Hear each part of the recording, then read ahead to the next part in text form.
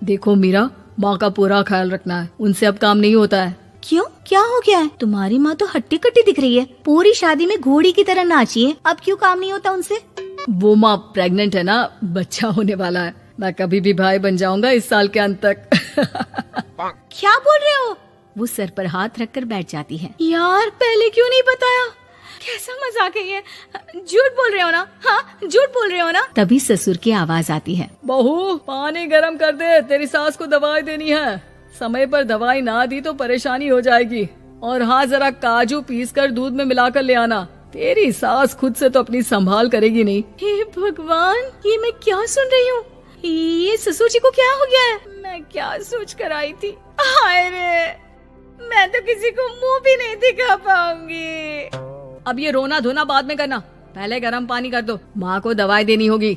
और हाँ, रात को माँ के पैरों में तेल लगा देना। बहू को गुस्सा आ जाता है, वो बड़बड़ करती किचन में जाती है जहाँ उसका ससुर खड़ा होता है। एक बड़ी जिम्मेदारी है हम सबके सरों पर। इस उम्र में माँ बनना खतरे से खाली नहीं होता। हाँ हाँ पता है, तो क्यों बन गई माँ? अरे खतरे से कम नहीं है तो क्या जरूरत थी लल्ला पैदा करने की?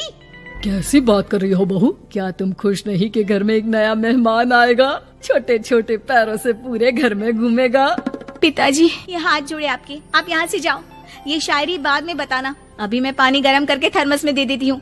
सारा दिन पिलाते रहो गरम पानी। और हाँ, ये बच्ची की बात बार बार मुझसे कोई नहीं करेगा। बहू का पारा अब चढ़ा ही रहता था। वो काम तो सारा करती, लेकिन किलस किलस कर। मीरा सारे काम से फुर्सत पाकर बैठी होती है कि माँ का फोन आ जाता है। बेटा, बहुत बड़ी जिम्मेदारी है तेरे सर पर, अच्छे से निभाना। ससुराल में हर किसी को खुश रखना वैसे तो मुश्किल है, लेकिन भगवान ही हिम्मत देता है बहू को हर कुछ सहकर सबको खुश रखने की। क्या बड़बड़ किए जा रही हो माँ? जानती भी हो कि यहाँ क्या चल रहा है? मेरी सास, अरे तेरी सास तो देवी है देवी। कितने खुश हो रहे थे सारे तेरी सूरत देख देख कर।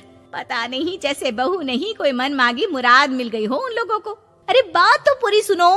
मन मांगी बुरा तो पूरी हुई है। अरे मेरी सास को बच्चा होने वाला है, प्रेग्नेंट है वो। क्या बकवास कर रही है मीरा? ये बात किसी को कहना मत। मुझे तो बता दिया, लेकिन अब अपनी जबान सिल ले। कहाँ है तेरी सास? बात तो करा मेरी। पूछू जरा, पोता पोती खिलाने की उम्र में खुद का बच्चा खिलाने का शौक कहाँ से आ गया? और आया भी तो बताना तो चाहिए था। अब क्या नाक कटाने के लिए हम लोगों से रिश्ता जोड़ा है? रुक, तेरे पापा से बात करती हूँ। मीरा फोन रखकर लेट जाती है। वो एक सपना देखती है कि उसकी गोद में एक बच्चा खेल रहा है। भाभी की गोद में कितना खुश दिख रहा है ना? लग ही नहीं रहा कि भाभी है। मैं तेरे लिए क्या लाया हूँ, सोने की बालियाँ। तेरी शादी में तो मैं बुढ़ा हो जाऊंगा ना। अरे कैसी बात कर रहा है बेटा, इसकी जिम्मेदारी तो तू ही लेगा। हम लोगों का तो कोई भरोसा नहीं, कब ऊपर वाला उठा ले। बहू को सास को देख देख कर गुस्सा आ रहा था। तभी वहाँ पड़ोसन आ जाती है। अरे बहू, तुझसे तो पूछने से भी डर लगता है कि कब खुशखबरी सुना रही है। अब तो अपनी 1 महीने की ननद की ही जिम्मेदारी संभाल ले, बहुत है।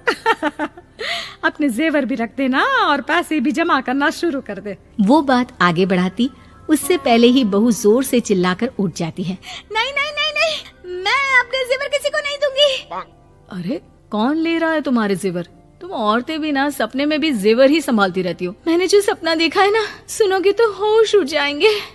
अच्छा, तुम अपना सपना बाद में बताना, पहले मेरा सुनो। कल मैंने इतना अच्छा सपना देखा, इतना अच्छा सपना देखा कि अगर वो पूरा हो जाता है ना तो मैं तुम्हारे लिए रानी हार बनवा दूंगा। बहू अब सारे गम भूलकर पति का सपना सुनने में लग जाती है। अरे क्या सपना था बताइए ना, बोलिए भी तो, क्या सपना है? मैं पूरा कर दूंगी अगर बात रानी हार की है तो। बोलिए बोलिए। मैंने रात को सपना देखा कि माँ को बेटी हुई है और मुझे बहन। सच्ची, इस घर में बेटी हो जाए तो मैं तो झूम ही उठूं। मीरा का मुंह बन जाता है। वो चुप हो जाती है और सपने की बात याद करती है कि बेटी हुई तो उसे ही अपने गहने उसे देने होंगे। फिर तो रानी हार की जरूरत पड़ेगी ही। भाई लड़की बड़ी होगी, उसकी शादी होगी तो जेवर तो चढ़ाने ही होंगे ना, कहाँ से आएंगे वो? कितने समझदार हो तुम मीरा। मैंने भी यही सोचकर तुम्हारे लिए रानी हार लेने का सोचा था। अरे फूटी किस्मत मेरी जो ऐसा परिवार मिला। मेरे पापा की तो मैं अभी क्लास लगाती हूँ, जो सब जानते हुए भी ऐसे परिवार में मेरी शादी कर दी। बहू पिता को फोन लगाने ही वाली होती है कि ससुर की फिर से आवाज आती है। बहू, गरम पानी ले आ जल्दी, थर्मस में खत्म हो गया है। बाद में खबर लेती हूँ मैं पापा की, पहले सास को गर्म पानी दिया हूँ। बहू अभी किचन में काम कर ही रही थी कि मीरा के मम्मी पापा आ जाते हैं। वो हाथ में ढेर सारे फल लेकर आते हैं। मीरा के पिता मीरा के ससुर से कहते हैं, लीजिए भाई साहब, ये फल रखिए, बहन जी को खिला दीजिएगा। वैसे कैसी है उनकी तबीयत? बस पता तो है आपको, ऐसे वक्त में जो होता है बस वही सब।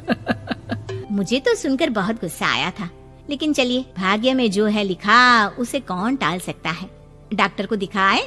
हाँ, बस डॉक्टर आने ही वाला है। अच्छा हुआ आप लोग भी आ गए। उतने में एक सुंदर सी लेडी डॉक्टर आती है। पेशेंट कौन है आप? अरे नहीं जी, मैं तो बहू हूँ इस घर की। मैं तो अभी सोच भी नहीं सकती पोता या पोती के बारे में। अभी तो मेरी सास ही। अरे चुप हो जाना, देख तो ले, डॉक्टर है ये, किसी के भी सामने गुस्सा फोड़ देती है। डॉक्टर कमरे में जाती है और थोड़ी देर बाद बाहर आ जाती है। पीछे से सास भी निकल आती है। हे भगवान, इतना दुख तो किसी को भी ना दे जितना मुझे दिया है। देखिए बहन जी, आप लोगों को तो ये सोचना भी नहीं चाहिए था। वही तो मैं भी कह रही थी कि आप लोगों के लिए तो सोचना भी गुनाह है, लेकिन अब पछताए होत क्या जब चिड़िया चुग गई खेत। डॉक्टर वहाँ से चली जाती है। मैं माँ नहीं बन सकती, मैं प्रेग्नेंट भी नहीं हूँ। ये कैसे? तुम तो बोल रही थी कि अरे वो गैस का दर्द था और पेट भी गैस से फूल रहा था।